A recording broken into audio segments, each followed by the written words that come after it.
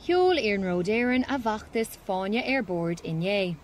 Beidh an fáinne a chathamh ag buail fórna ran fartacha chun a gomas Gaeilge a chur an núl, agus chun paisnéirí a spreaga chun an Gaeilge a úsáid agus iad ar an tréin. Tá an fáinne ann le breis cé bliana nuas buíoí in 1960 mar himbal gur bhfuil Gaeilge ag daoine agus bhfuil sí sásaí úsad.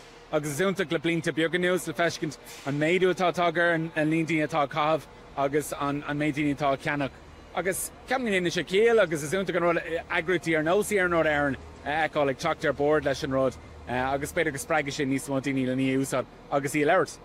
Tásúla go gurmuid déisina cansear fáil dóibh le paisnéirí go spreige sin paisnéirí eile a chumáile sin go bhéicí bá fearne eile go bhfuil aontas tugad de jomatas ó híomh na Gaeilge de. Úsáid an go leor gona daine a bhíonn sa dal ag an aireachtas úsáid an siad an seirbhís trénach. Tagann siad le chéile dúnú siad cuine ar réanos búla le chéile ar an tréin, agus is minic go bhíon seisiún ar an tréin a gáil ó aireachtas amón, a gáil ó tús aireachtas gotí i fila óhála.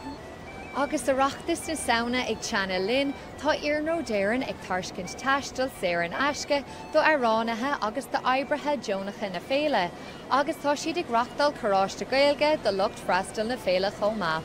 Anya Humphreys, North Coola Cahir, Baile Áthaclia.